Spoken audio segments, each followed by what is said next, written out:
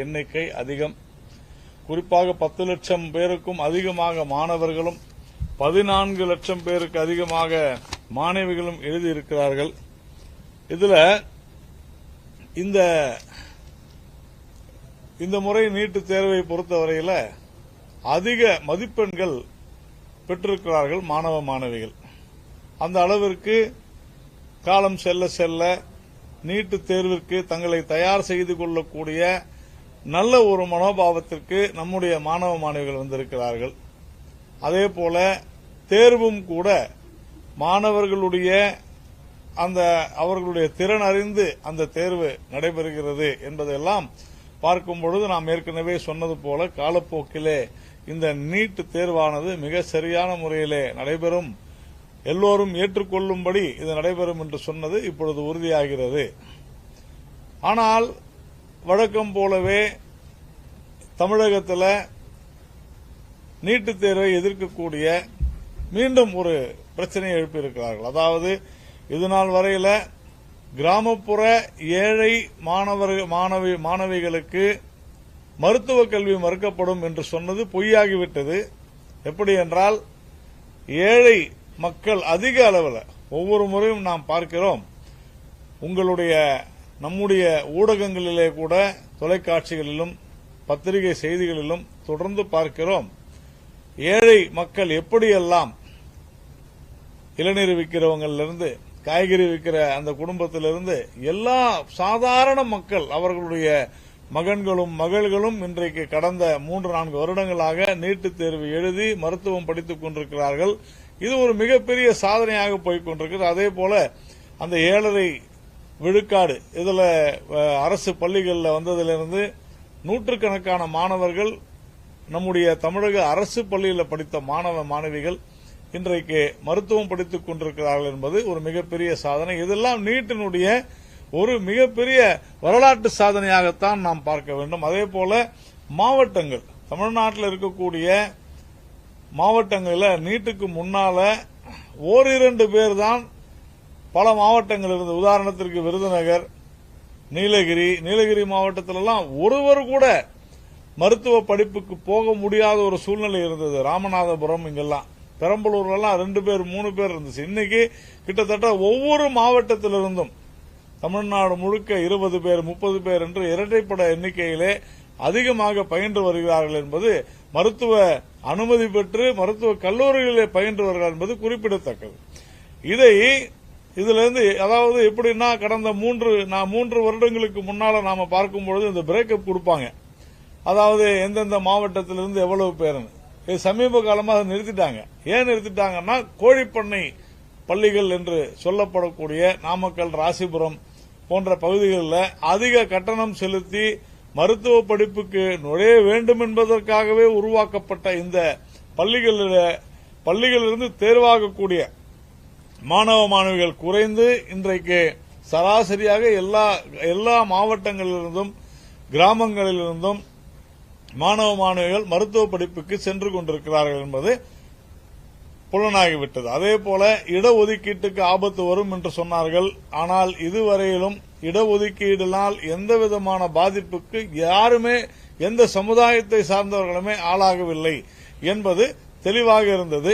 அதே மாதிரி சொந்த மாநில மொழியில எழுதணும்னு சொன்னாங்க. இன்னைக்கு ஒவ்வொரு வருடமும் சொந்த மாநில மொழிகளில் எழுதக்கூடிய மாணவ மாணவி எண்ணிக்கை அதிகமாகிக் கொண்டே இருக்கிறது. இந்த முறை கூட 38,000 பேருக்கும் மேலாக நம்முடைய மாணவ மாணவிகள் தமிழ் மொழியிலே எழுதியிருக்கிறார்கள். அதனால என்னவெல்லாம் குற்றச்சாட்டு சொன்னார்களோ, இடஒதுக்கீடு பாதிக்கும், ஏழை அல்லது அரசு பள்ளிகளில் படிக்கக்கூடிய மாணவர்களுடைய கல்வி, அதாவது மருத்துவ கல்வி பாதிக்கும், இப்படியெல்லாம் பேசிக் கொண்டிருந்ததெல்லாம் மாறி இன்னைக்கு அதையெல்லாம் பொய் என்று நிரூபிக்கப்பட்டு எல்லா பகுதிகளிலிருந்தும் மாணவ மாணவிகள் பயின்று வருகின்றனர். அப்படிப்பட்ட சூழ்நிலையில இப்போ இன்னைக்கு நேற்றைய தினம் முதல்வர் திரு மு.க. ஸ்டாலின் அவர்கள் புதிதாக ஒரு விஷயத்தை சொல்லியிருக்கிறார். அதாவது எப்படியாவது நீட்டுத் தேர்வை நம்ம தடுத்துட முடியாதான்ற ஆதங்கத்தில் பதட்டப்பட்டு போய் சொல்லியிருக்கிறார், கொஸ்டின் பேப்பர் லீக் ஆயிடுச்சு, கேள்வித்தாள் லீக் ஆயிடுச்சு, அதனால நீட்டை ஒழிக்கணும் அப்படின்னு சொல்றாங்க. உங்க ஆட்சியில, இந்த ஆட்சியில 2022ல +1 +2 கொஸ்டின் பேப்பர் லீக் ஆகி நீங்க +1 +2 தேர்வை நிறுத்திட்டீங்களா? திருவண்ணாமலையில அந்த சிஇஓவை கைது பண்ணிருக்காங்க, நடவடிக்கை எடுத்திருக்கிறாங்க. அதே போல டிஎன்பிஎஸ்சி இப்போ சமீபத்தில் நடந்த தேர்வுல கூட இதே கொஸ்டின் பேப்பர் லீக் ஆன விஷயம் என்ன ஆச்சு? அப்ப நீங்க இனிமேல் டிஎன்பிஎஸ்சி தேர்வே நடக்காது என்று சொல்லிவிட்டார்களா? அப்படி அல்ல. இது போன்ற இதுல குறிப்பா இதுல எல்லாமே கொஸ்டின் பேப்பர் லீக் இருந்துச்சு. இதுல நான் சொன்ன விவகாரங்கள்ல திருவண்ணாமலையில 2022 திமுக ஆட்சியில் நடந்துச்சு. அதே போல தமிழ்நாட்டில் இப்ப சமீபத்தில் நடந்த மார்ச் 2023 கூட இப்ப சமீபத்தில் நடந்த தேர்வுல கூட கொஸ்டின் பேப்பர் லீக் இருந்திருக்குது. அதுலயும் குற்றவாளிகள் மீது நடவடிக்கை எடுக்கப்படுகிறதே தவிர அந்த தேர்வையே நிறுத்தவில்லை என்பதை நாம் உணர வேண்டும். தொடர்ந்து இது நடைபெற்றுக் கொண்டிருக்கிறது. ஆனால் நீட்டு தேர்வு விவகாரத்தில் இப்பொழுது நடைபெற்றதுல மிக தெளிவாக தேசிய அந்த தேர்வு ஆணையம் மிக தெளிவாக சொல்லியிருக்கிறது, கொஸ்டின் பேப்பர் எங்கேயுமே லீக் ஆகவில்லை, கேள்வித்தாள் லீக் ஆகவில்லை, இது வேண்டுமென்றே திட்டமிட்டு பரப்பப்பட்ட செய்தி, இதற்கு ஆதாரபூர்வமாக எந்தவிதமான புகாரும் வரவில்லை. தெளிவா சொல்லியிருக்க. ஒரே ஒரு இடத்துல ராஜஸ்தான்ல மட்டும் ஏற்கனவே விரைவாக தேர்வு எழுதி முடித்தவர்கள் தேர்வு நடந்து கொண்டிருக்கையில வெளியே போனாங்க, அவங்க கையில இருந்த கொஸ்டின் பேப்பர் அதை வச்சுக்கிட்டு இந்த மாதிரி ஒரு புரளியை கிளப்பிட்டாங்க, இதை தவிர வேற ஒன்றும் இல்லை என்று தெளிவாக சொல்லியிருக்கிறார். அதே போல கிளஸ்டர் சில பயிற்சி மையங்கள்ல சேர்ந்தவர்களுக்கு அதிக அளவில் மார்க் போட்டிருக்கிறாங்க அப்படின்னு முதலமைச்சர் ஸ்டாலின் அவர்கள் சொல்றாரு. எந்தெந்த பயிற்சி மையங்கள்ன்ற ஆவணத்தை, டாக்குமெண்ட, ப்ரூஃப அவர் கொடுக்கணும். ஒரு முதலமைச்சர் தான் ஒரு சில விஷயங்களை குற்றச்சாட்டாக சொல்வதென்றால் அதற்கான ஆதாரங்களை கொடுக்க வேண்டும். எதை எடுத்தோம் கவிழ்த்தோம் என்று அவர் இது போன்று பேசுவது என்பது வன்மையாக கண்டிக்கத்தக்கது. ஒரு முதலமைச்சருக்கு அது அழகல்ல. இது மாணவ மாணவிகளை, பெற்றோர்களை பாதிக்கக்கூடிய ஒரு மிக பெரும் செயல். அதே போல இந்த கிரேஸ் மார்க்னு சொல்லுவாங்க, கருணை மதிப்பெண்கள், அதெல்லாம் இஷ்டத்துக்கு போட்டுட்டாங்க. 2018 நீதிமன்றம் என்ன உத்தரவிட்டிருக்கிறதோ அந்த வழிகாட்டுதலின்படி சில இடத்துல நேரம் குறைவாக சில அங்க இருக்கக்கூடிய தேர்வர்களின் கவனக்குறைவினால் ஏற்பட்ட விஷயத்திற்காக நீதிமன்றம் என்ன சொல்லிட்டோ அதன்படி செய்யப்பட்டிருக்கிறது என்பதை மிக மிக தெளிவாக நம்முடைய தேசிய தேர்வு ஆணையம் மிக தெளிவாக சொல்லியிருக்கிறது. அப்போ எந்தவித அடிப்படை ஆதாரமும் இல்லாமல் முதலமைச்சர் திரு ஸ்டாலின் அவர்கள் நீட்டுத் தேர்வு குறித்து பேசியிருப்பது என்பது இந்த கோழிப்பண்ணை பள்ளிகள் என்று சொல்லப்படுகிற அந்த பணக்கார பள்ளிகளுக்கும் தனியார் மருத்துவக் கல்லூரிகளுக்கும் முதலமைச்சர் ஸ்டாலின் அவர்கள் வக்காலத்து வாங்கி பேசுகிறார் என்பது மீண்டும் நிரூபணமாகிறது. எந்த அடிப்படை ஆதாரமும் இல்லாமல் ஒரு மாநிலத்தினுடைய முதலமைச்சர் பேசுவது என்பது உண்மையிலேயே வருந்தத்தக்க ஒரு செயலாகத்தான் கருதப்படுகிறது. மாசு பேசுறாரு, நீட்டினுடைய அதிக அளவில் மதிப்பெண் எடுத்துட்டா எல்லாருக்கும் வாய்ப்பு கிடைக்காது போயிருன்றார். ஒரு காலத்துல பார்த்தோம்னா நம்ம தமிழ்நாட்டில் கட் ஆஃப் பாத்தீங்கன்னா 198 இருந்து முடிஞ்சிடும். மேக்சிமம் கட் ஆஃப் பாத்தீங்கன்னா 98 தான், அதுக்கு கீழே இருக்கிறவங்களுக்கு கிடையாது. ஆனா இன்னைக்கு என்ன ஆகுது, cut off 720, first cut off 720, கடைசி கட் ஆஃப் 560. எவ்வளவு டிஃபரன்ஸ் இருக்குது? அப்ப எவ்வளவு பேருக்கு வாய்ப்பு இருக்குது? ஆனா நம்முடைய மெடிக்கல் காலேஜ் டைரக்ட் அட்மிஷன் பொழுது first cut off 200, last cut off 198. அப்போ ஒரு சில படிப்பு இதே குற்றச்சாட்டு இங்கதானே பொருந்தது ஆக்சுவலா. அப்போ இங்க இருக்கக்கூடிய அவங்க என்ன கேட்கறாங்கன்னா, எப்படி நீட்ல இவ்வளவு மார்க் போட முடியும்னு கேட்கறாங்க. நீங்க எப்படி இவ்வளவு மார்க் 200 மார்க் ஒவ்வொரு பள்ளிகள்லயும் லட்சக்கணக்கான பேருக்கு 200 மார்க் எப்படி போடுறாங்க 12ஆம் கிளாஸ்ல? அப்போ இதையெல்லாம் தவறா நீங்கள் ஏற்றுக்கொள்கிறீர்களா? படிக்காமே நீங்க மார்க் போடுறீங்களா? இதையெல்லாம் நாம இப்ப கேட்க வேண்டிய ஒரு நிர்பந்தம் வந்து விடுகிறது. அதனால எப்படியாவது நீட்டுத் தேர்வை நிறுத்திட வேண்டும் என்று கனவு காண்கிறார் முதல்வர். இங்க need is here to stay. நீட்டை இனி யாராலும் ஒழிக்க முடியாது. ஏனென்றால் நீட் தேர்வு என்பது ஏழைகளுக்கானது, ஏழை குடும்பங்களுக்கானது, கிராமப்புற மாணவிகளுக்கானது. அதனால இவர்கள் எல்லாரும் சேர்ந்து தனியார் பள்ளிகளுக்காகவும் தனியார் கல்லூரிகளுக்காகவும் மருத்துவக் கல்லூரிகளுக்காகவும் இவர்கள் எல்லோரும் சேர்ந்து செய்கிற சதி திட்டம்தான் நீட் எதிர்ப்பு என்கிற நாடகம். உச்சநீதிமன்றம் மிக தெளிவாக நீட் நடைபெற வேண்டும் என்று சொல்லியிருக்கிறது. எல்லாவற்றுக்கும் மேலாக நீட்டிற்கு முன்னால் தமிழக மாணவ மாணவிகள் பயின்று வந்திருந்த எண்ணிக்கை, மருத்துவக் கல்லூரிக்கு அனுமதிக்கப்பட்டிருந்த எண்ணிக்கை இன்று 2 மடங்காகி இருக்கிறது. ஏனென்றால் நீட் பொதுத் தேர்வு என்பதால் எல்லா இடத்திலும் மற்ற மாநிலங்களில் கூட நம்முடைய பள்ளி மாணவ மாணவிகள் அதிக இடத்திலே வெளி மாநிலங்களுக்கு சென்று படிக்கிறார்கள். இதற்கு முன்னால் அது போன்ற சூழ்நிலை இருந்ததில்லை. அப்போ உங்களுடைய நோக்கம் என்ன அப்படிங்கறதா மிக மிக முக்கியமான கேள்வி. இதையெல்லாம் பாரதிய ஜனதா கட்சி ஆதாரத்தோடு நாம் இப்பொழுது சொல்லி இருக்கிறோம். குற்றச்சாட்டுகளை ஆதாரத்தோடு முன்வைப்பார்களேயானால் நாமும் அதை செய்வோம். ஒவ்வொரு வருடமும் கடந்த நீட்டுக்கு முன்னர் 10 வருடங்கள் ஒவ்வொரு மாவட்டத்திலிருந்தும் எவ்வளவு மாணவ மாணவிகள் தேர்ச்சி பெற்றனர், நீட்டுக்கு பிறகு எவ்வளவு மாணவ மாணவிகள் தேர்ச்சி பெற்றனர் என்பதை தமிழக அரசு வெளியிட வேண்டும். ஒவ்வொரு மாவட்டத்திலிருந்தும் நீட்டுக்கு முன்னர் அரசு பள்ளிகளிலிருந்து மருத்துவக் கல்லூரிக்கு அனுமதிக்கப்பட்டவர்கள் எத்தனை மாணவ மாணவிகள், இப்பொழுது எத்தனை மாணவ மாணவிகள், இதையெல்லாம் உறுதியாக ஒரு வெள்ளை அறிக்கையாக வெளியிட வேண்டும். அதை விட்டுவிட்டு பணம் படைத்தவர்களுக்காக பேசிக் கொண்டிருப்பது, தனியார் கல்லூரிகளுக்காக பேசிக் கொண்டிருப்பது என்பது தவறானது. இப்பொழுது கூட ஒரு சில தனியார் கல்லூரிகள் விண்ணப்பித்திருக்கின்றன தேசிய அளவில் இதற்கு மருத்துவக் கல்லூரி தொடங்குவதற்கு. அதில் கூட சில திமுகவினுடைய மிக முக்கிய உறுப்பினர்கள் கூட அவர்களும் விண்ணப்பித்திருக்கிறார்கள் என்பதுதான் மிக முக்கியமான விஷயமே. அப்போ சொல்வது ஒன்று, செய்வது ஒன்றாகத்தான் திராவிட முன்னேற்ற கழகம் இருக்கிறது என்பதற்கு இதைவிட ஒரு சான்று தேவையில்லை. அப்போ முதல்ல தன்னுடைய செட் அவர் ஹவுஸ் இன் ஆர்டர்னு சொல்லுவாங்க. அப்போ உங்களுடைய எம்பிக்கள், உங்களுடைய கட்சியில் இருக்கக்கூடிய தலைவர்களிடத்தில் சொல்லி நாம் நீட்டை எதிர்க்கிறோம், அதனால மருத்துவக் கல்லூரிலாம் நடத்தாதீங்க அப்படின்னு சொல்லுவாங்களான்றதான் நம்முடைய கேள்வி. நாளைய தினம் நம்முடைய பாரத பிரதமர் திரு நரேந்திர மோடி அவர்கள் ஒரு வரலாற்று சாதனையை படைக்க இருக்கிறார்.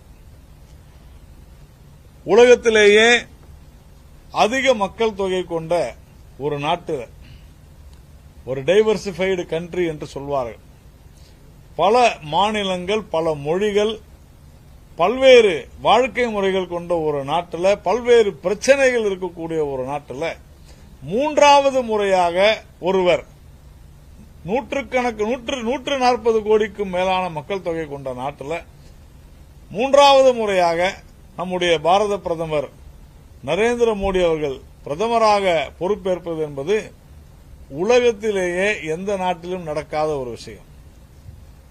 இப்படிப்பட்ட சூழ்நிலையில் இந்த வரலாற்று சிறப்புமிக்க இந்த நாளில் இந்தியா முழுவதும் மட்டுமல்ல, உலகத்தின் பல்வேறு மூலைகளிலிருந்தும் இந்த பிரதமர் பதவியேற்பு விழாவிற்கு நாளை வருகிறார்கள்.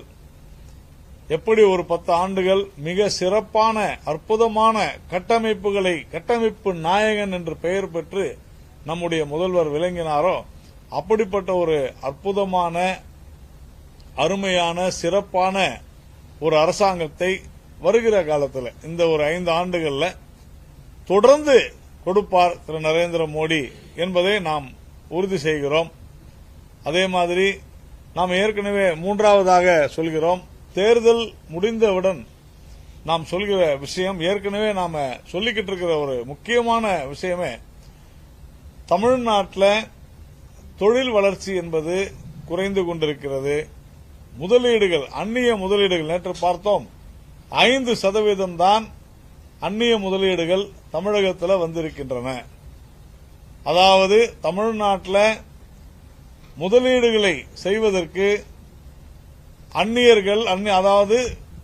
முதலீடு செய்வதற்கு அஞ்சுகிறார்கள். காரணம் என்னவென்றால், இங்கு இருக்கக்கூடிய லஞ்ச லாவண்யம், இங்கு இருக்கக்கூடிய அலட்சியம், இங்கு இருக்கக்கூடிய நிர்வாகமின்மை, இதையெல்லாம் கலைந்து நம்முடைய மாநிலம் ஒரு மேனுபேக்சரிங் ஸ்டேட், உற்பத்தி மாநிலம் என்கிற பெருமையை மீண்டும் மீண்டும் நாம் பெறுவதற்கு தமிழக முதல்வர் முயற்சிக்க வேண்டும், தமிழக அரசு முயற்சிக்க வேண்டும். இதையெல்லாம் செய்யாமல் நாம் பழம்பெருமை பேசிக் கொண்டிருந்தால் ஞாபகத்திலே வைக்க வேண்டும், இரண்டாவது மாநிலமாக இருந்த நாம் இன்றைக்கு 5வது மாநிலமாக பின்தங்கிக் கொண்டிருக்கிறோம். மகாராஷ்டிரா, குஜராத், கர்நாடகா, டெல்லி, அதன் பிறகு தமிழ்நாடு என்று இருக்கிறது. நமக்கு பின்னாலே வெகு அருகிலே ஹரியானா, உத்தரப்பிரதேசம் போன்ற மாநிலங்கள் யாரையெல்லாம் பானிபூரி விற்கிறவங்கன்னு பேசிக்கிட்டு இருந்தாங்களோ அந்த மாநிலங்கள் எல்லாம் நமக்கு பின்னாலே இருக்கிறது. தொழில்துறை முன்னேறவில்லை என்று சொன்னால் வேலை வாய்ப்புகள் குறைந்து போகும். அதனால திராவிட முன்னேற்ற கழக அரசு அதிக அளவு முயற்சி எடுத்துக்கொண்டு இதை செய்ய வேண்டும். கடைசியா ஒரு முக்கியமான விஷயம் என்னன்னு சொன்னாக்க, இந்த தமிழகம் முழுவதும் போதை கலாச்சாரமானது மிக மோசமான முறையில் இயங்கிக் கொண்டிருக்கிறது. ஒரு ஓப்பனா யூடியூப்ல ஓப்பனா நம்ம ஏற்கனவே சொன்னோம். ஆனால் இதெல்லாம் எப்படி இந்த அரசாங்கத்தினுடைய காதுகளிலே கண்களிலே தெரியாமல் காதுகளிலே விழாமல் போய்கொண்டிருக்கிறது என்பதுதான் நமக்கு புரியவில்லை.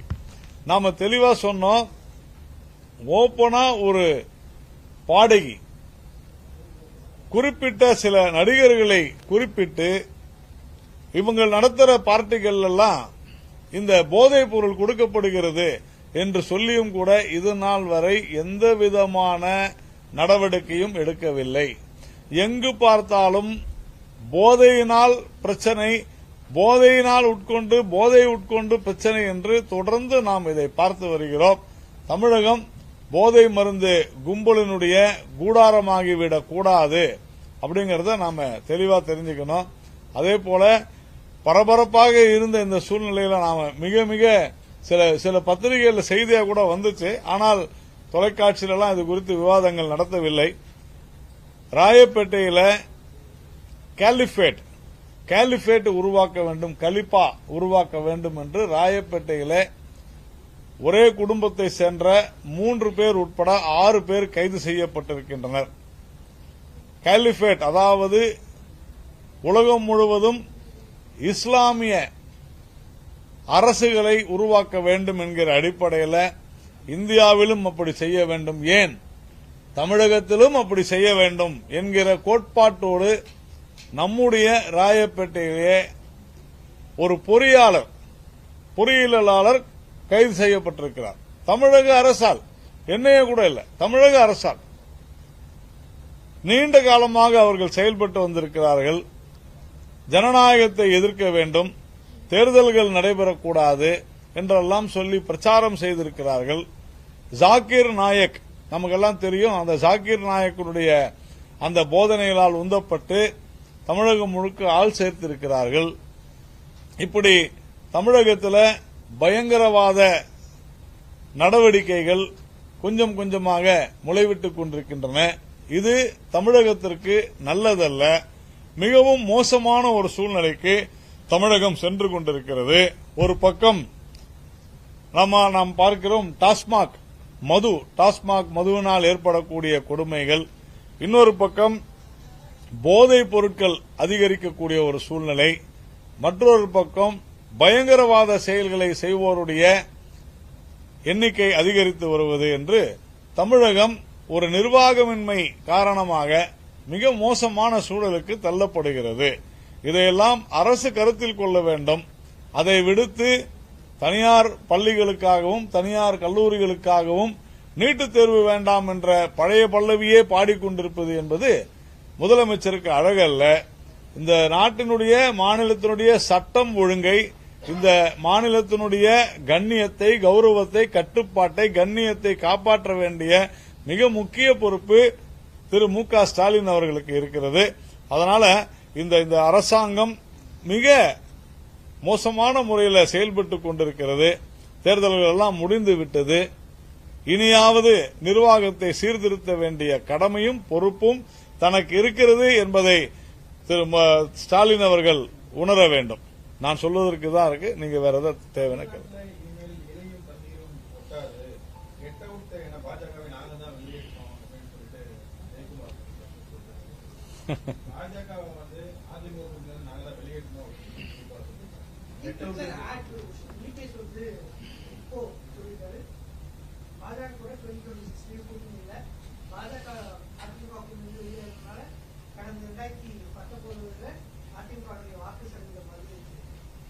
அதாவது இலையும்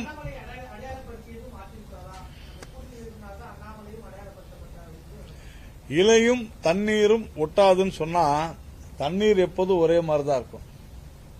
அந்த இலை இருக்கு பாத்தீங்களா, காஞ்சு போச்சுன்னா ஒட்டாது. இலை காய்ந்து விட்டது, அதனால் ஒட்டவில்லை. அதே மாதிரி இன்னொன்னு என்ன சொன்னீங்க, இலையும் தண்ணீரும் ஒட்டாது, கெட் அவுட். யாரும் யாரையும் கெட் அவுட் எல்லாம் சொல்ல முடியாது. ஆனால் தமிழகத்தில் கிட்டத்தட்ட 50 வருடங்களாக குத்துச்சண்டை மேடையிலே இரு கட்சிகள் மட்டும்தான் இருந்தன. ஆனால் இன்றைக்கு பாதிக்கு பாதி தொகுதிகளில் கெட் அவுட் என்று சொன்னவர்களுக்கு நாக் அவுட் விழுந்திருக்கிறது என்பதை நாம் புரிந்து கொள்ள வேண்டும். அந்த நாக் அவுட் யாருக்கு விழுந்தது என்பது எல்லோருக்குமே தெரியும். கெட் அவுட் சொன்னவர்களுக்கு, அதுவும் சொன்னவருடைய மகனுக்கே அந்த நாக் அவுட் விழுந்திருக்கிறது. டெபாசிட் கூட கிடைக்கவில்லை என்பதை எங்களுடைய முன்னாள் மாநில தலைவர் டாக்டர் தமிழிசை சவுந்தரராஜன் அவர்களால் கொடுக்கப்பட்ட நாக் அவுட் என்பதையும் சொன்ன நபர் புரிந்து கொள்ள வேண்டும். உங்களுடைய கடந்த 50 வருடங்களாக நம்முடைய தமிழகத்தில் இரு கட்சிகள் மட்டும்தான் தேர்தல்களை நிர்ணயம் செய்து கொண்டிருந்தன, வெற்றி தோல்விகளை நிர்ணயம் செய்து கொண்டிருந்தன, திமுக அதிமுக. அதனால என்ன ஆச்சு அப்படின்னு சொன்னா, திமுகவோ இல்ல அதிமுகவோ முதலிடம் இரண்டாவது இடம் இப்படிதான் இருந்துச்சு. பல கட்சிகள் இந்த கட்சிகளை சார்ந்துதான் இருந்தன. பாரதிய ஜனதா கட்சி மட்டும்தான் அது துவங்கிய இந்த 44வது ஆண்டுல 44 ஆண்டுகள்ல 2001 சட்டமன்ற தேர்தல், அதுலயும் 2021 சட்டமன்ற தேர்தல், இந்த இரு தேர்தல்களில் மட்டும்தான் கூட்டணி வைத்து போட்டியிடுது. நான் சொல்வது சட்டமன்ற தேர்தல். மற்றபடி எல்லா கட்சிகளுமே திமுக உட்பட கூட்டணி இல்லாமல் போட்டியிடவில்லை.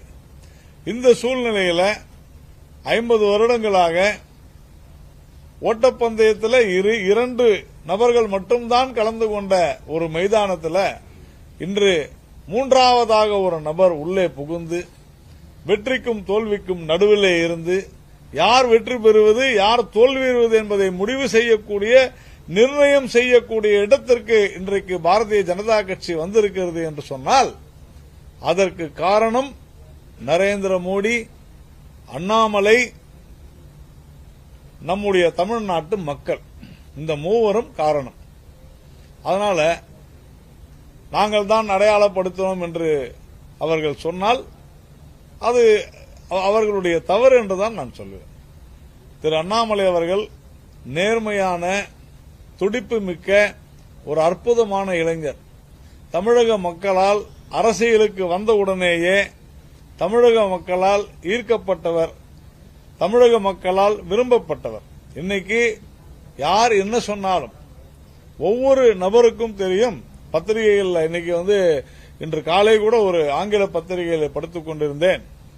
50-60 வருடங்களுக்கு பிறகு 3வது சக்தியாக ஒரு கட்சி உருவெடுத்திருக்கிறது என்று சொன்னால் அது பாரதிய ஜனதா கட்சி அப்படின்னு சொல்லி புள்ளி விவரத்தோடு மிக தெளிவாக கொடுத்திருந்தார்கள். ஒவ்வொரு தேர்தலிலும் எப்படி இந்த 2 கட்சிகள் மட்டுமே டாமினேட், எப்படி அவர்கள் ஆக்கிரமித்துக் கொண்டிருந்தன தமிழக அரசியல.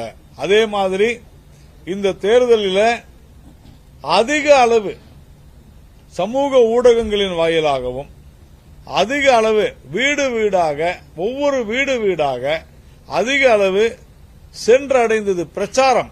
நான் ஓட்டு சொல்ல, பிரச்சாரம் சென்றடைந்தது என்பது பாரதிய ஜனதா கட்சியினர் தான் என்பதை மிக தெளிவாக நம்முடைய தமிழ்நாட்டு மக்கள் சொல்லியிருக்கிறார்கள். ஒவ்வொரு கிராமங்களிலும் இன்றைக்கு பாரதிய ஜனதா கட்சி பிரச்சாரம் செய்து தங்களுடைய சாதனைகளை சென்று சேர்த்திருக்கிறது என்பதை நாம் புரிந்து கொள்ள வேண்டும். அதற்கான ஒரு சர்வே நடத்திருக்கிறாங்க, ஆய்வு. அந்த ஆய்வின் அடிப்படையில் சொல்லியிருக்கிறாங்க. அந்த மாதிரி கடுமையான உழைப்பை நாம் செலுத்தி இருக்கிறோம். அதனால யாரும் யாருக்கும் அறிமுகப்படுத்த வேண்டிய அவசியம் இல்லை. தொடர்ந்து இவர்கள் தவறாகத்தான் சொல்லிக் கொண்டிருக்கிறார்கள். 1996 நமக்கு ஒரு சட்டமன்ற உறுப்பினர் இருந்திருக்கிறார். நாங்க சட்டமன்ற உறுப்பினராக 1996 வந்துட்டோம். ஆனால் அது புரியாமல் நாங்கள் தான் சட்டமன்றத்தில் அவர்களுக்கு உறுப்பினர்கள் ஆக்கணும் என்று சொல்வதெல்லாம் அது ஒரு வேடிக்கையாக தான் நான் பார்க்கிறேன். அதே மாதிரி கூட்டணி இல்லை என்று அவர்கள் சொன்னால் சொல்லிவிட்டு போகட்டும். இப்பொழுதுதான் தேர்தலே முடிந்திருக்கிறது. இப்பொழுது கூட்டணி என்று பேசுவதற்கு எங்கிருந்து என்ன அவசியம் வந்திருக்கிறது? ஒன்றும் இல்லையே. நான் கேட்பது ஒன்றுதான். நாங்கள் பாரதிய ஜனதா கட்சியுடன் கூட்டணி வைத்ததால் தான் தோற்றோம் என்று தெளிவாக சொன்னார்கள் அண்ணா திராவிட முன்னேற்ற கழகத்தில். இன்று நான் கேட்கிறேன், இப்பொழுது பாஜகவுடன் இந்த பாராளுமன்ற தேர்தலில் கூட்டணி இல்லை, ஏன் நீங்கள் 39 தொகுதிகளிலும் தோற்றீர்கள் என்பதுதான் நம்முடைய கேள்வி. அந்த கேள்விக்கு அவர்கள் பதில் சொல்லட்டும். இதனால்தான் வேற எந்த காரணமே சொல்ல. ஏன்னா இருக்கிறது ரெண்டே கட்சி தான் அவங்கள பொறுத்து வரலாம், திமுக அண்ணா திமுக. அப்போ கேட்டாங்க, நீங்க ஏங்க தோற்றீங்க? இல்லங்க, நாங்க பிஜேபியோட கூட்டணி தோத்தோம் அப்படின்னு சொன்னாங்க. சரி, இப்ப பிஜேபியோட கூட்டணி இல்ல, ஏன் தோத்தீங்கன்னு சொல்லுங்க. இவ்வளவுதான் விஷயம். இது சாதாரண கேள்விக்கு அவருக்கு பதில் சொல்லட்டும். அது மட்டும் போதும்.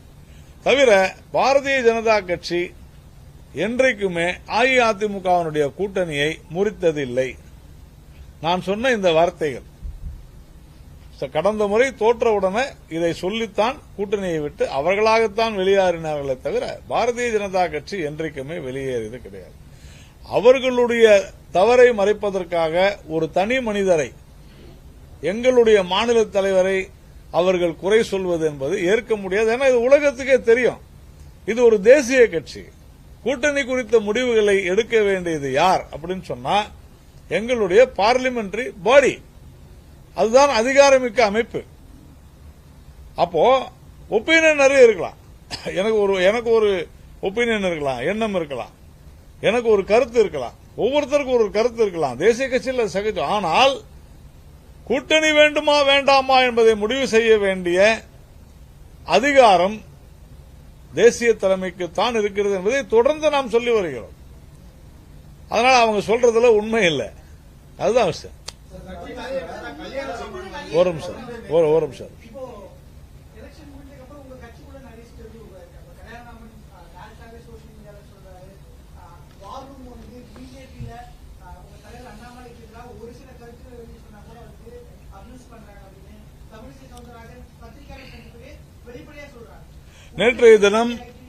நேற்றைய தினம் தேசிய ஜனநாயக கூட்டணி அந்த கூட்டத்தில் நம்முடைய பாரத பிரதமர் அவர்கள் தமிழகத்தில் தேசிய ஜனநாயக கூட்டணி மிக சிறப்பாக செயல்பட்டு இடங்களை பெறவில்லை என்று சொன்னாலும் கூட, வெற்றியை பெற முடியவில்லை என்று சொன்னாலும் கூட, அதிக அளவில் அதிக விழுக்காடை, அதிக சதவீத வாக்குகளை பெற்று வேகமாக முன்னேறிக் கொண்டிருக்கிறது. இந்த வேகம் வருங்காலத்தில் நாம் எங்கு செல்வோம் என்பதை உணர்த்துகிறது அப்படின்னு சொல்லியிருக்கிறார் பிரதமர். இப்படிப்பட்ட விஷயத்தை சொன்ன பிறகு யாரோ ஒரு சிலர் சொல்வதற்கெல்லாம் நாம் பதில் சொல்ல வேண்டிய அவசியமில்லை என்று நான் கருதுகிறேன். யாராக இருந்தாலுமே பிரதமர் என்ன சொன்னார் என்பதை சிந்தித்து பார்த்துவிட்டு பேச வேண்டும். தவிர டாக்டர் தமிழிசை சவுந்தரராஜன் அவர்கள் 2 நாட்களுக்கு முன்பாக பேசியது திரித்து வெட்டி ஒட்டி பேசப்படுகிறது. இது தவறானது. என்றைக்குமே ஒரு பத்திரிகையாளர் சந்திப்பு என்றால் அது கேள்வி பதில். ஒரு கேள்விக்கான பதில் அவர் சொல்லியிருக்க, அதிலே அவர் தெளிவா சொல்றாங்க, நீங்க கேட்கறீங்க, நான் பதில் சொல்றேன், என்னுடைய ஒப்பீனியனை சொல்றேன். ஒப்பீனியன் வேற. மறுபடியும் சொல்றேன், ஒப்பீனியன் என்பது வேறு, கட்சியினுடைய நிலைப்பாடு என்பது வேறு. அதைத்தான் அவர்களும் தெளிவாக சொன்னார்கள். ஆனால் அவருடைய ஒப்பீனியனை நீங்க ஸ்டேட்மெண்டா போடக்கூடாது. ஸ்டேட்மெண்ட் என்பது வேறு, கேள்வி பதில் என்பது வேறு. இதை நாம புரிந்து கொள்ளணும். இன்னைக்கு இருக்கக்கூடிய சமூக ஊடக இந்த மாயாஜாலத்தில் அதை ஒரு அறிக்கையாக வெளியிடுவது என்பது தவறானது. எங்களுடைய அவர் மாநில தலைவராக மிக சிறப்பாக செயல்பட்டவர். அதனால எங்களுடைய கட்சி குறித்து எல்லாரையும் விட அவருக்கு நன்றாக தெரியும். அதனால அவர் எந்த விதமான ஒரு முரண்பாடான அறிக்கையோ பேச்சையோ வெளியிடவில்லை. அவர் சொன்னது சரிதான். நீங்கள் கேட்ட கேள்விக்கு பதில் சொல்கிறார். எல்லாரும் பதில் சொல்லுவாங்க, இதுல ஒன்னும் தவறு ஒன்றும் இல்லை. அவங்க ஒரு கேள்விக்கு பதில் சொல்லிருக்காங்க, அவ்வளவுதான்.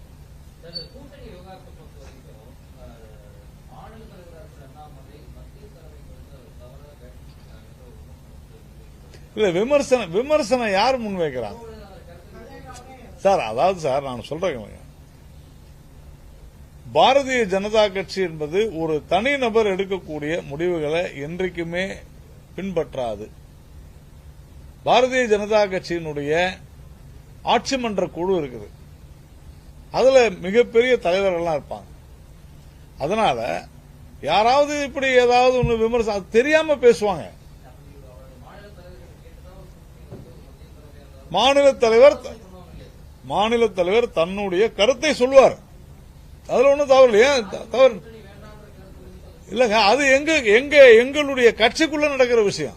அதுதான் நான் சொல்ல வரேன். நான் கூட ஒரு கருத்தை சொல்லலாம், இவர் கூட ஒரு கருத்து வச்சிருக்கலாம். ஆனால் இறுதி முடிவு யார் எடுப்பது? அப்போ பாரதிய ஜனதா கட்சி தனித்து போட்டியிடுவது என்ற முடிவை யார் எடுத்திருப்பார்கள்? கட்சி எடுத்திருக்கிறது. இவ்வளவுதான் விஷயமே. ஒப்பீனியன் இருக்கலாம் யாருக்கு வேணாலும். இப்ப அன்னைக்கு டாக்டர் தமிழிசை கிட்ட கேட்டாங்க, ஆமா இருக்கலாம், போட்டி போட்டு தான் வந்து. அதுவும் தெளிவா அவங்க என்ன தெரியுமா சொல்றாங்க? அரித்மெட்டிக்னு தெளிவா சொல்றாங்க. மேத்தமெட்டிக்கலா சொல்றேன், அரித்மெட்டிக்கா சொல்றேன். ரெண்டு ஓட்டையும் சேர்த்து பார்த்தா அப்படி இருக்குது. ஆனால் ஒவ்வொரு விஷயத்திற்கும் அரசியல்ல சூழ்நிலை தான் காரணம். அந்தந்த சூழ்நிலை வியூகம் என்பதும் அப்படித்தான். அந்த சூழ்நிலைக்கேற்ற அன்றைக்கு வியூகம் இருந்தது. இன்னைக்கு அதை பத்தி ஒரு ஒப்பீனியனை சொல்றதுல தவறே கிடையாது. அதை திரித்து ஒட்டிக்கிட்டு வெளியிடுவது என்பது உண்மையிலேயே அதை எடுத்துக்கொள்பவர்கள். இது பரபரப்புக்காக சமூக ஊடகங்கள்லயும் மீடியாவிலையும் நிறைய விஷயம் வரதான் செய்யும். நாம அதை பத்தி எல்லாம் அதை புறந்தள்ளி விட்டு நாம போயிட்டே இருக்க வேண்டியதுதான்.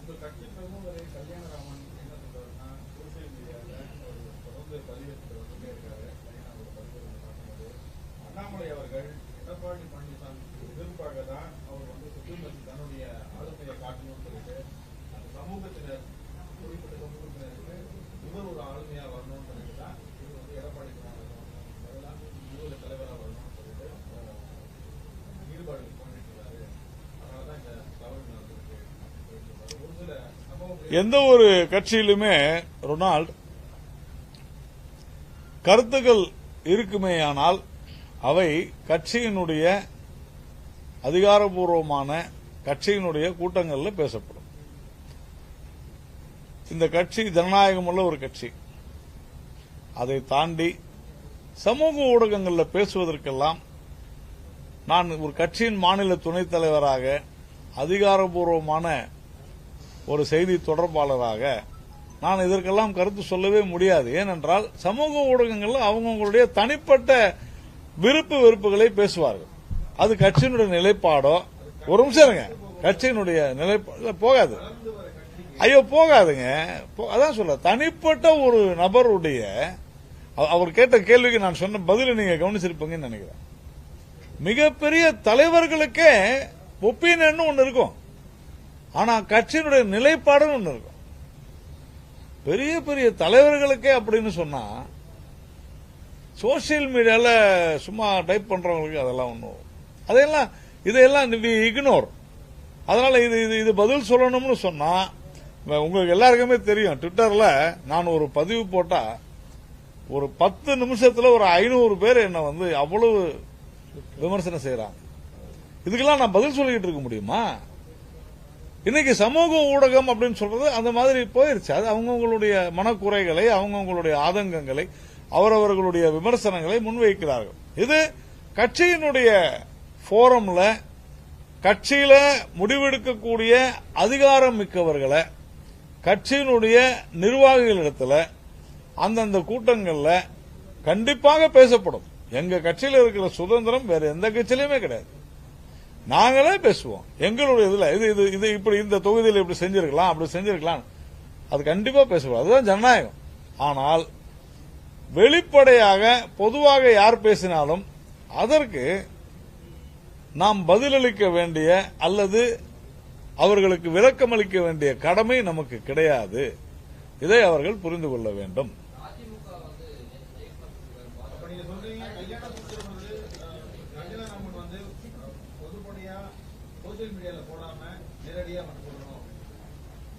இல்ல, நான் சொல்றேன், ஒவ்வொரு கட்சியினுடைய உறுப்பினருக்கும் ஒரு பொறுப்புகள், அவர்களுக்குன்னு சில அதிகாரங்கள், அவர்களுக்குன்னு சில இடங்கள் இருக்கின்றன.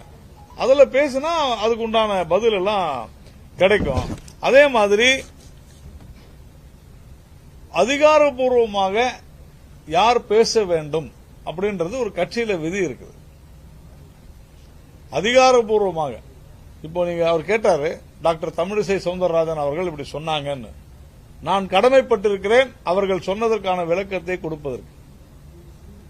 ஏனென்றால் அவர்கள் பேசினால் அது கட்சியினுடைய பிரதிபலிக்கும். அது அதனால் நான் விளக்கம் அளிக்கிறேன். அவர் பேசியது என்ன என்பதை நான் மறுபடியும் சொல்கிறேன்.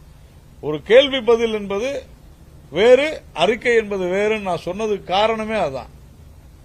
நானும் நீங்களும் நல்லா பேசும்போது அது ஒரு கேள்விக்கு பதில் சொல்லும் போது வேற, அது எப்படி நீங்க எடுத்துக்கொள்ள வேண்டுமோ அப்படிதான் எடுத்துக்கொள்ள வேண்டும். ஆனால் பதிவுகள்ல அவர்களுடைய தனிப்பட்ட எண்ணங்களை வெளியிடுவது அப்படின்னு சொல்வது அவர்களுடைய உரிமையாக இருக்கலாம். ஆனால் நம்மை பொறுத்தவரையில இது கட்சியை எந்த விதத்திலும் பாதிக்கவும் போவதில்லை, இதனால் எந்த தாக்கமும் ஏற்பட போவதில்லை. நீங்கள் கேட்டதற்காக நான் வேணா ரொனால்டுக்காக சொல்லலாம், அவர் சொல்லி இருப்பதெல்லாம் தவறு, அவள் தான், வேற ஒன்றும் சொல்ல முடியாது.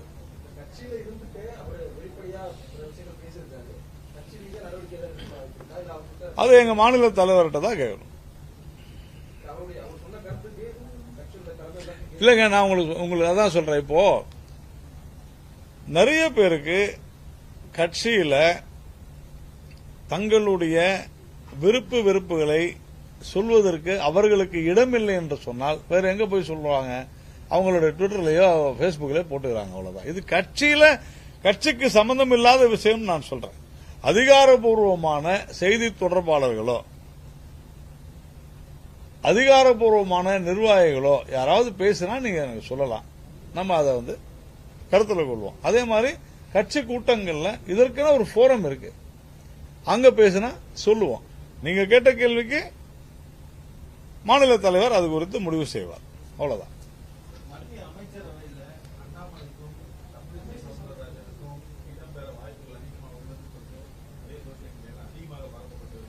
சார், நான் ஒன்னு சீரியஸா சொல்றேங்க. 2014 நான் டெல்லியில் இருந்தேன். அனந்தகுமார் அவர்களுடைய வீட்டில் முதல் நாள் இருந்தேன். பிரதமர் பதவியேற்புக்கு முதல் நாள் நைட்டு 9 மணிக்கு இருந்தேன். அதுவரையிலும் அவர் அமைச்சராகனு அவருக்கே தெரியாது. மறுநாள் தான் தெரியும். மறுநாள் காலை நாங்க இருந்து வெளியே வரோம், அவருக்கு தெரியாது, தகவலே வரல. மறுநாள் காலையில தான் தெரியும். இப்போ இங்க சொல்வது அனைத்துமே வதந்தி தான். இது என்னன்னா, ஒன்னு சோசியல் மீடியாவில் இருக்கிறவங்களுக்கு பொழுது போகல எழுதுறாங்க. நம்ம மீடியாவில் இருக்கிறவங்க பாருங்க, இப்ப கட்சிக்காரங்க உட்பட இப்ப என்கிட்ட யாராவது கேட்டா அப்படியா இப்படியா சொல்றாங்க அப்படின்னு கேட்போம். நம்முடைய இதுக்கு பரபரப்பா வேற ஒன்னும் செய்தி இல்லை. இப்போ பரபரப்பான செய்தின்னா இப்போ அமைச்சர் நியமனம் தான். அதனால அதை வச்சு ஒரு நாள் ஓட்டுவோம் அப்படின்னு ஓட்டிக்கிட்டு இருக்கிறாங்க. யார் அமைச்சராகிறார்கள், யார் கட்சி பணிக்கு வருகிறார்கள், இது எல்லாமே முடிவு செய்ய வேண்டியது கட்சி தலைமை. அமைச்சராக யாரை நியமிக்கப் போகிறோம் என்பது பிரதமர் நரேந்திர மோடி அவர்களுடைய உரிமை. அதனால நாளைக்கு தான் தெரியும், யாருக்குமே தெரியாது. இதை தொடர்ந்து ஒவ்வொரு முறையும் நாம் சொல்லிக் கொண்டு வருகிறோம். எங்களுடைய மாநில தலைவர் திரு அண்ணாமலை அவர்கள் நேற்றைய முன்தினம் டெல்லி சென்றிருக்கிறார். அவர் அழைத்திருக்கிறார். அண்ணாமலை அவர்கள் மட்டுமல்ல, அண்ணாமலை அவர்கள் சட்டமன்ற குழு தலைவர் திரு நயினார் நாகேந்திரன் உட்பட, அதுதான் ஹையஸ்ட் பாடி போர்ட்போலியோ. சோ இவங்க ரெண்டு இப்ப கூட நான் நயினார் நாகேந்திரன் தான் பேசினேன். அப்போ இவங்க ரெண்டு பேரையுமே எங்களுடைய தலைமை தேசிய ஜனநாயக கூட்டணியுடைய கூட்டத்துக்கு வாங்கன்னு அழைச்சிருந்தாங்க. நீங்க எல்லாம் பார்த்திருப்பீங்க. தேசிய ஜனநாயக கூட்டணியுடைய தலைவர்கள் எல்லோருமே இருந்தார். திரு ஜி கே வாசன் அவர்கள் உட்பட, ஓ பன்னீர்செல்வம் உட்பட எல்லாரும் இருந்தாங்க. அதுல அண்ணாமலை அவர்களும் நயினார் நாகேந்திரன் இருந்தாங்க. ஆனா அதுக்குள்ள பார்த்தோம்னா அண்ணாமலை அவர்கள் டெல்லி பயணம், கட்சி தலைமை கட்டளையிட்டது, அது குறித்து பேச போறாங்க. இப்படி இது நமக்கு பொழுது போகல, நம்ம பரபரப்பா அதான் பேசணும் பேசிட்டு இருக்கிறோம். இவ்வளவுதானே தவிர, அதுதான் நான் சொல்ல வரேன், எங்க கட்சியில நாங்க என்ன செய்யறோம்ன்றது எங்களுக்கு தான் தெரியுமே தவிர இது வெளியாட்களுக்கு தெரிய வேண்டிய அவசியமும் இல்லை, அதற்கான சூழ்நிலையும் இல்லை. அதனால நாளைக்கு காலையில அல்லது நாளை மாலை பிரதமர் பதவி ஏற்கிறார். தமிழகத்திலிருந்து கூட தமிழக நிர்வாகிகள் அனைவரும் சென்றிருக்கிறார்கள். நானும் கூட நாளை காலை செல்கிறேன். அதனால இது நாளை மறுநாள் உங்களுக்கு நாளைக்கு மாலையே உங்களுக்கு தெரிந்துவிடும் தமிழ்நாட்டிலிருந்து யாராவது பதவி ஏற்கிறார்களா இல்லையா என்பதெல்லாம். ஏன்னா இங்கிருந்து லோக்சபா எம்பி இல்ல, அப்ப அந்த மாதிரி இருக்கிறாங்களா இல்லையா அதெல்லாம் நம்ம நாளைக்கு தான் தெரியும்.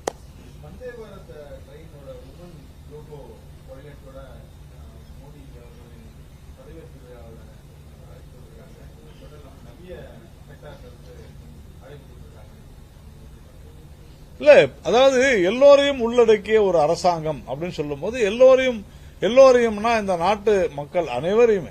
அப்படி இருக்கும் பொழுது இதெல்லாம் ரொம்ப திங்க் பண்ணி தொடர்ந்து நம்முடைய பாரத பிரதமர் திரு நரேந்திர மோடி அவர்கள் மனதின் குரல்ல கூட பார்க்கிறோம், இந்தியாவினுடைய எங்கெங்கெல்லாமோ இருக்கக்கூடிய மூலையில் இருக்கக்கூடிய பகுதிகளெல்லாம் கூட அவர்களுடைய திறனை கண்டறிந்து அவர்களை பாராட்டி ஊக்குவிப்பது என்பது ஒரு மிகப்பெரிய விஷயம்.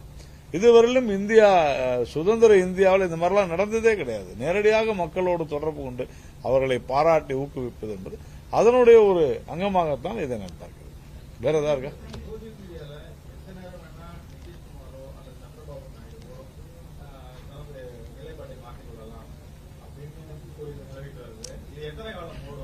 அதாவது அதான் நான் சொன்னேன் உங்களுக்கு, தோல்வியுற்றவர்கள்